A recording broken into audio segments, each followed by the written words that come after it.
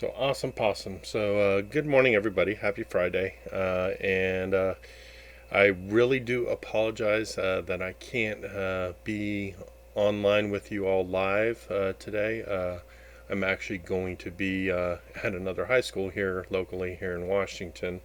I planned ahead, and I'm actually going to make this video so either Miss Stevens or whoever is kind of running the class today can actually use this however they want, because I wanted to actually present this because this is the this current project that we're going to actually be doing over the next few class periods is kind of my bread and butter. I actually taught conceptual storytelling in one of the community colleges here, and it's just one of the things that I enjoy doing because basically visual development and just kind of how you actually go through that process and everything is something that I really enjoy. Being somebody that's an illustrator, it's just something that I've always found very enjoyable.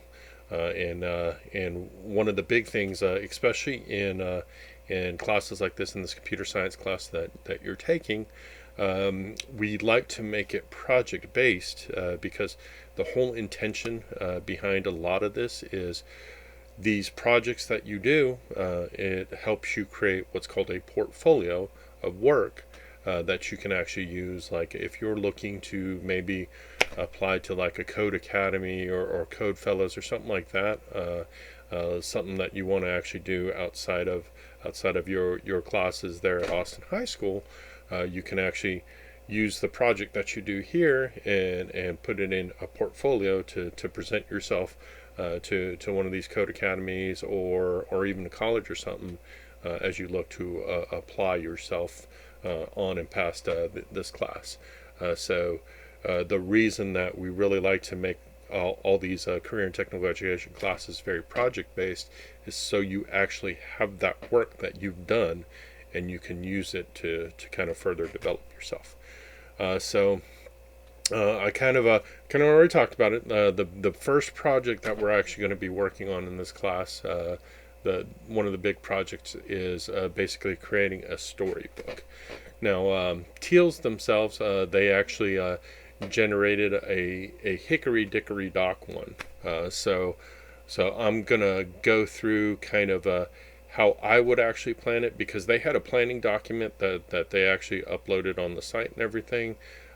Miss Stevens was telling me last year a lot of the kids didn't really like the way it is, and it's unfortunate because I don't think they really thought it through. Snap, the program Snap itself is very visually based.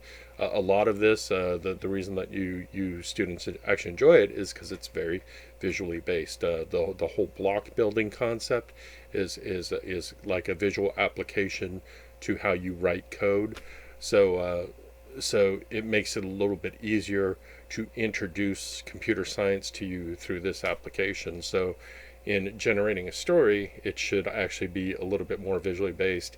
And that planning document that they initially had was very written out. So I'm going to go through the process of how you kind of plan your storybook a little bit more visually, and this should help you out. I'm going to try to be as succinct as possible because I don't want to take up too much of the time. If Miss Stevens or the other TAs actually use this and play it for you guys, so I'm hoping that it won't run too long. But I'm going to. I made a new document for everybody to utilize if they want to, and then I'm going to show you how, if I was doing the Hickory Dickory Dock a little nursery rhyme, how I would kind of break it down and go through it, and just how I would kind of plan it. Okay, so right here on the first page of that planning document that I actually set up for you guys, I talk about the fact that the first thing that you really should do, and this is the way that us as storyboarders, this is how we actually kind of plan out a storyboard too. The first thing you want to do is whatever your source is, like whatever nursery rhyme that you're choosing, or if you're doing some song lyrics, or it doesn't necessarily have to be a nursery rhyme, but it has to be something that is school friendly. Just remember that it's got to be school friendly. So don't so much focus on maybe just doing nursery rhymes, but you could also kind of think of some cool song lyrics or something that gives you the ability to kind of create a story from it that you can actually do some sort of animated features to it, something that really relates the story well to other people, so you can kind of present that. So I've typed out the Hickory Dickory Dock nursery rhyme here, so I can actually show you like initially kind of the conceptually what you should think of when you're first going through this. So I have it typed up here, and do understand that you don't have to break it up particularly line by line. You can even break it into portions of a line and everything, but the thought process is to break up your song lyrics, your poem, whatever, into possible different panels of how you're going to actually create the whole story. And this one's pretty easy because the way that the nursery rhyme itself is set up, it definitely gives me an opportunity just to basically break it up in such a way that it will just be each line set up to be each panel. So I usually go through and I'll number each one as to what I'm going to do. And then initially when I was talking about this, remember how I said that the reason that in career and technical education we do things that are project-based is because projects ultimately will kind of show your own personal creative voice. And I know we're talking about code here, but you can ask anybody that's a computer programmer, a coder, that even coders have their own kind of signature style of things that they do. You can sometimes look at a code and know who actually did the coding just because of the way that they use remark blocks or the way that they structure things and the way that they set up things.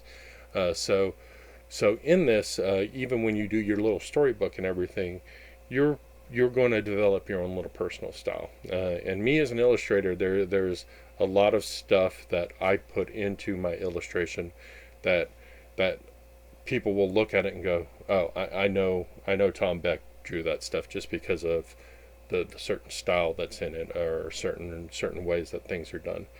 So even though I have only 5 lines in Hickory Dickory Dock, I'm actually going to add a 6th block that's going to have an extra little tidbit in it. Okay, so the next step of your little planning, once you've kind of broken down your story and everything, is you're going to actually start generating the panels themselves of conceptually what you're going to be, how you kind of want to map it out.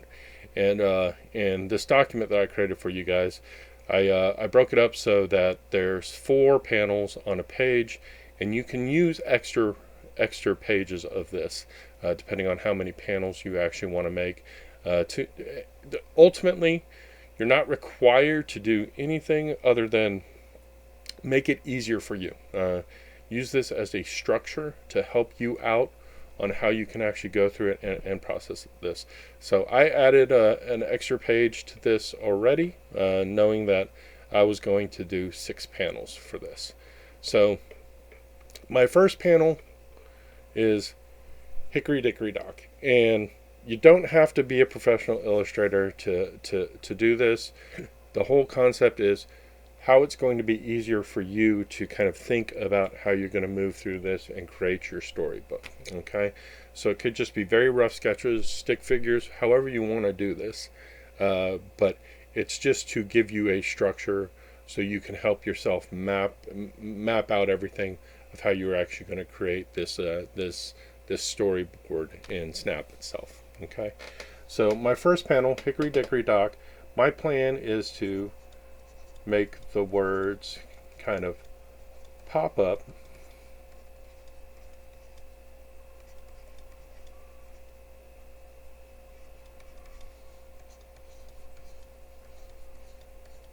individually. So this first panel, like however you want to do it to show that what's going to happen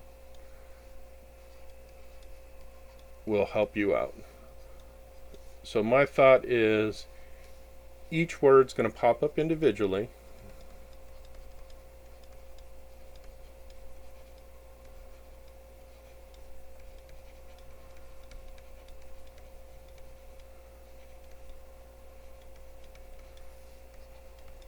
And grow.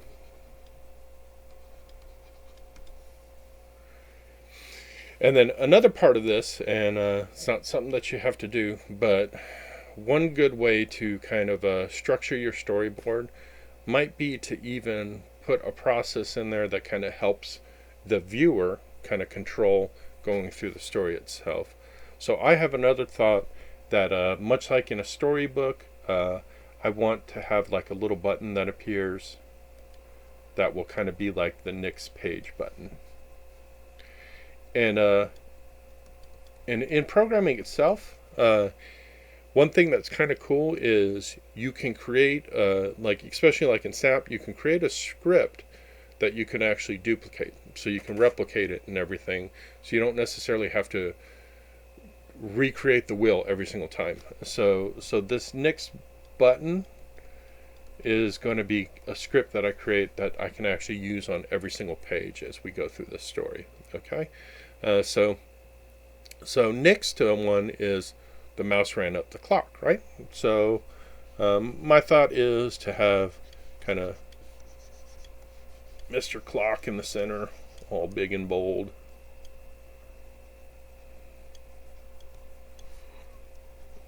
And he's going to be kind of cartoony.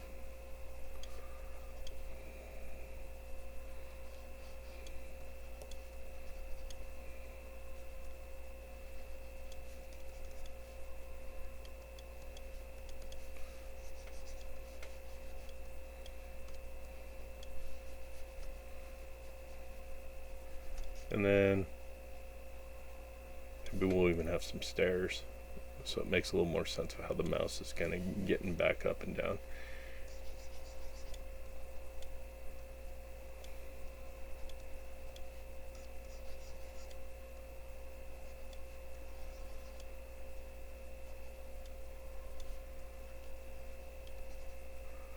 Okay.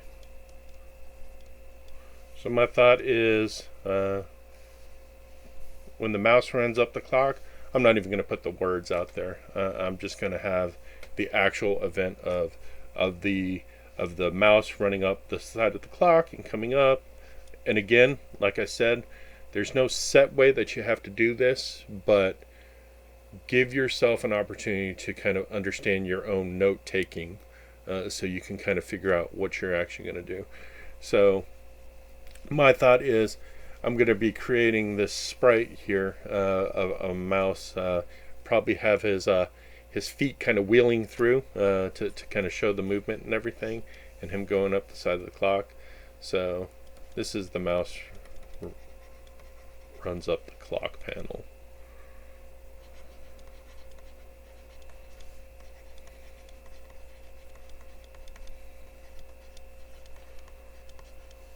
And again, when he gets to the top of the clock, I'm going to have that next button appear again. So we can use that same script and it will pop up in there.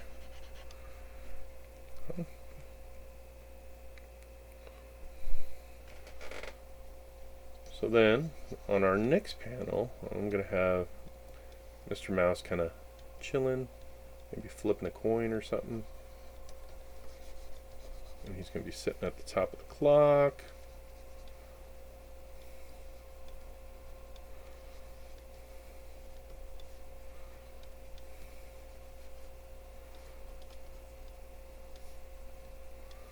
And this is our clock strikes one, right?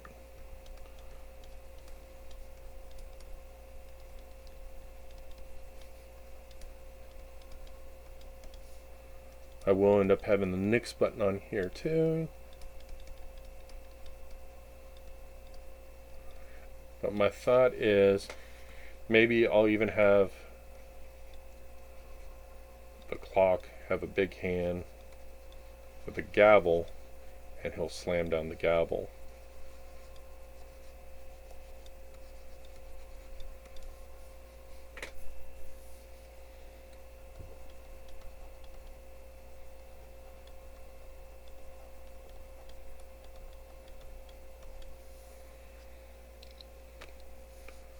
So, and this is what I'm talking about, kind of the wayfinding through everything.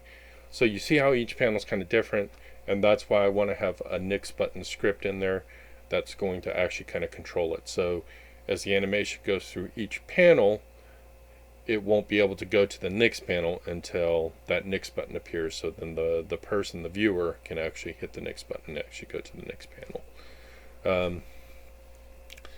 And then the next panel that we're going to, we'll be having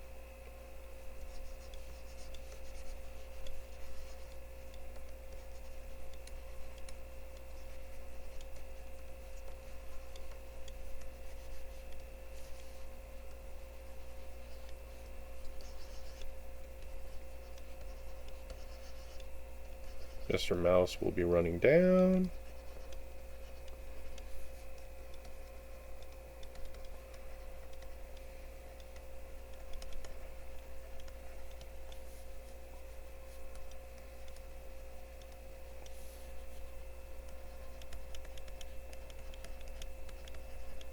We'll have that next button again as he exits stage right.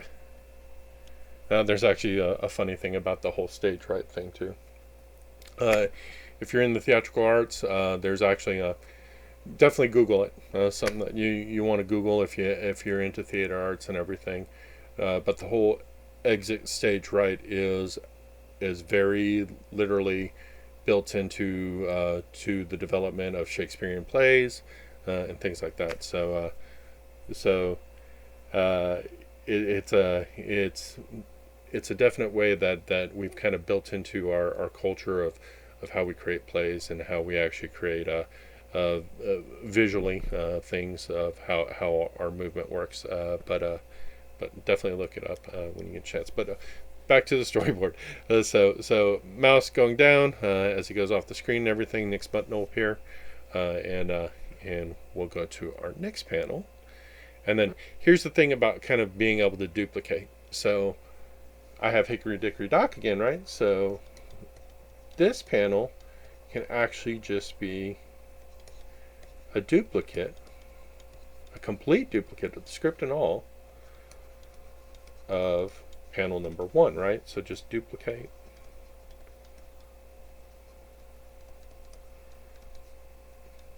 Number 1. In here, we'll actually go through and I'll number these too. And this will actually help with organization as well. Because if you go back to the script, or the initial rhyme, this will help you kind of go through the whole mapping as well, because I have everything numbered. And now remember how I added this number 6 block? The reason I wanted to do the number 6 block is, so just kind of my signature style of illustration, I do a thing called graphics art, because I've always been somebody that really enjoys street art, just kind of that feel of graffiti, just kind of a kind of fun vibe to it. So my last panel, I want it to, after the Hickory Dickory Dock and your little next button appears and everything, I want a fun little graphic to appear that says word.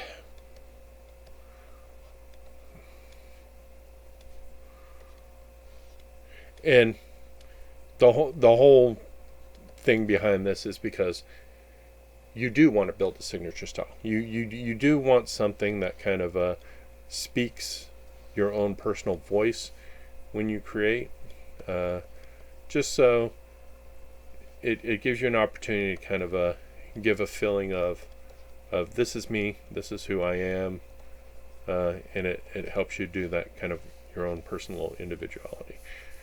So my word panel will appear, and then on the word panel, instead of a next button, what I'm going to have is a replay button instead. So word graffiti style.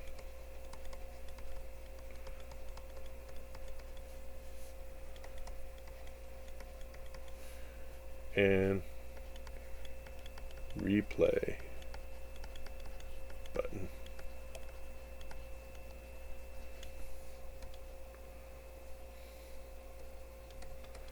So there's a third step that I put to this document for you all, because this is the part that's going to help you out as well in the coding in Snap itself. So with each panel, I wanted you to kind of associate a checklist with the panel that will help you kind of map out things that you have to create to help you figure out how you're going to generate your Snap. So let's talk about like Hickory Dickory Dock panel. Okay, so in Hickory Dickory Dock panel, if I'm creating this in Snap, I'm going to have to think of a few things. So I'm going to want to create a costume.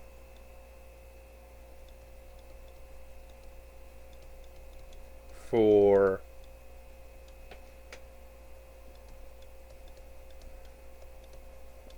Hickory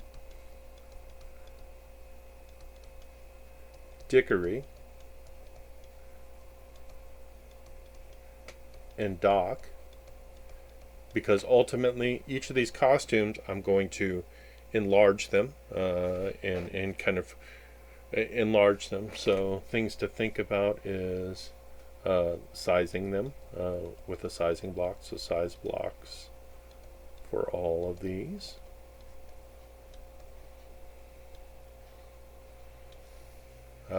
And then make sure that I create the costume for each of those. And this helps out twofold, because I'm not only creating it for panel number 1, I'm also creating it for panel number 5. So I can actually put 1 and 5 here because they're basically both the same panel. So creating those costumes, creating those sprites basically, so I can have the enlarged Hickory, Dickory, and Dock. And I don't necessarily need to create whole brand new like illustrations and everything. Knowing me, I will, but you can just take the words and actually like just type it out and then do a shrink in a size and stuff like that. Whatever's clever, whatever actually makes it best for you, whatever you feel is best that represents the way that you actually want to create it. And then here I'm also going to be creating that next button, right? So I want to create the next button script.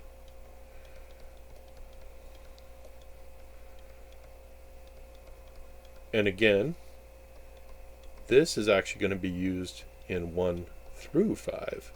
So this will actually help out a lot. So you don't have to really talk about it in the next ones, because you know that you're going to be recreating it here, and then you can just duplicate it for all the next ones. So that's pretty much that panel, knowing that I'm going to have to create a costume for Hickory Dickory and Dock, and then I'm going to be creating more of the script behind those, and then I'm going to be creating a next button in that. So then panel number 2, we want to create the mouse costume, and don't necessarily have to redraw it. Maybe I just go on the internet and download a little mouse GIF, maybe create some feet that are going to rotate, however I want to do it, right? So my thought is I'm going to have a costume for the mouse, a costume for the clock. I want a background image for maybe a room that they're in. Maybe they're on a downtown street or something like that. But a background image for the space or scenery.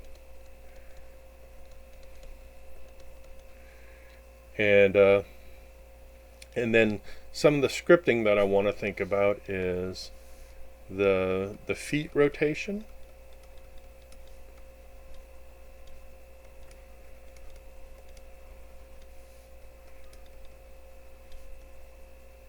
For simulating the mouse's movement, right? So maybe I'll be using that next costume script, and I'll just have the feet kind of rotating around to kind of give them a feel of the mouse running.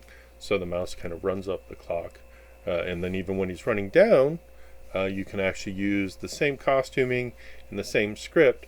So this will actually be used in a lot of ways in panel number 4 as well. Okay, running down.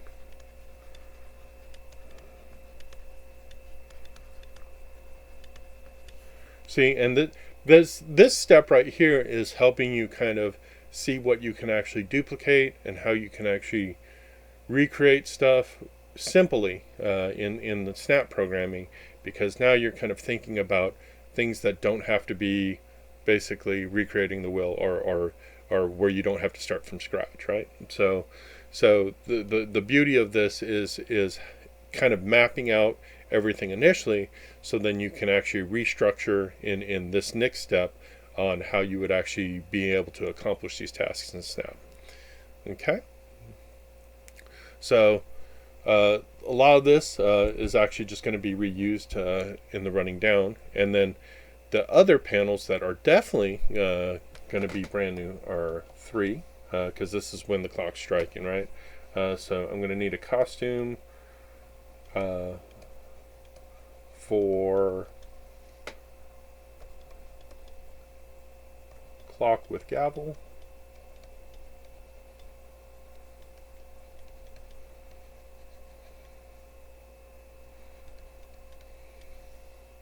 And gavel strike.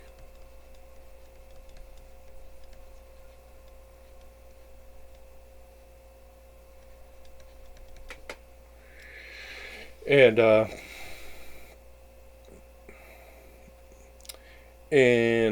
writing a script for this to kind of simulate the motion.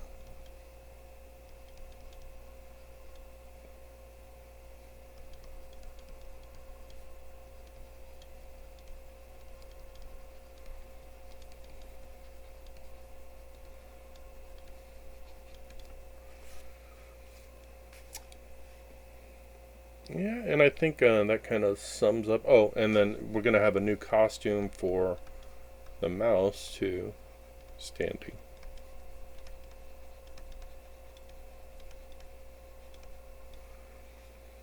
And now the idea of this is not that you're going to have everything thought out. You're going to want to try to think of as much as possible, so you can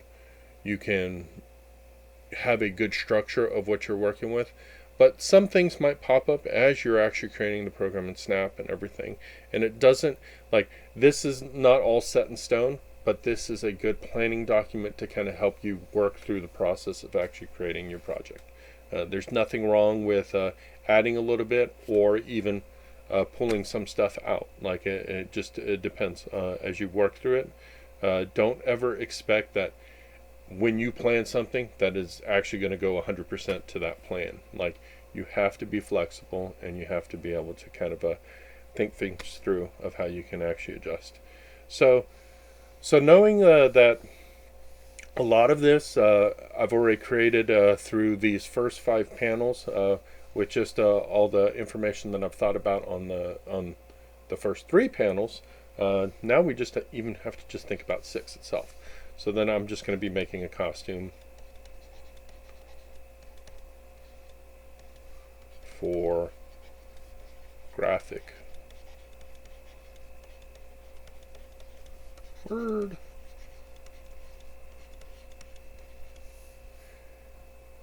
And script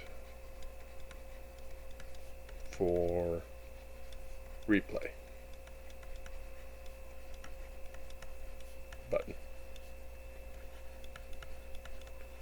And then there's even a possibility that maybe instead of just a replay button, there'll be a replay and an exit button. Depends on how you actually want to do it. It's like I said, it's up to how you want to create it, because